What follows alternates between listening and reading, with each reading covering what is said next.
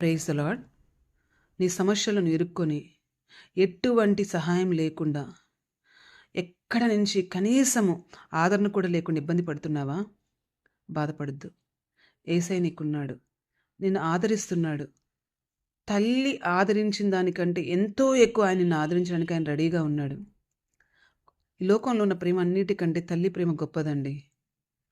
ఆ తల్లి కంటే ఎక్కువ నేను నిన్ను ప్రేమిస్తున్నానని దేవుడు చెప్పాడు. తల్లి అయినా మర్చిపోతుందేమో కొన్నిసార్లు, నేను మర్చిపోను. ఇదిగో నా అరచేతి నేను చిక్కుకొని ఉన్నానని యేసయ్య చెప్తున్నాడు. మరి యేసయ్య నాతో ఉంటే నాకెందుకు ఈ సమస్యలు అనుకుంటున్నారేమో. కొంతకాలమే అండి ఎవరికైనా సమస్యలు, దాని తర్వాత మంచి రోజులు ఉంటాయి. ఆ సమస్యలు ఎందుకు అంటే కొన్ని మనకు నేర్పించడానికి. మనకు అవి అర్థం కావన్నమాట. కూర్చొని మనం ఆలోచించం ఎందుకు ఈ సమస్య వచ్చింది అని.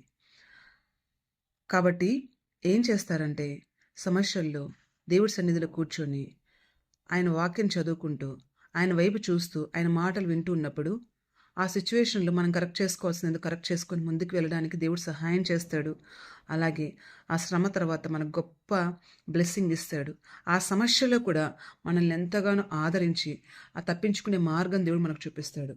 అలాంటి గొప్ప దేవుడి వైపు మనం వెళ్దాము. మనుషుల వైపు, లోకం వైపు మనం చూడొద్దు. చూసినప్పుడు ఏంటంటే మనకు నిరాశ కలుగుతుంది. మనకు ఏంటి జీవితం అనిపిస్తుంది, మనకెవ్వరూ లేరు అనిపిస్తుంది. కానీ దేవుడి వైపు చూసినప్పుడు మన జీవితం మీద మనకు ఆశ కలుగుతుంది. దేవుని వైపు చూద్దామా? Praise the lord.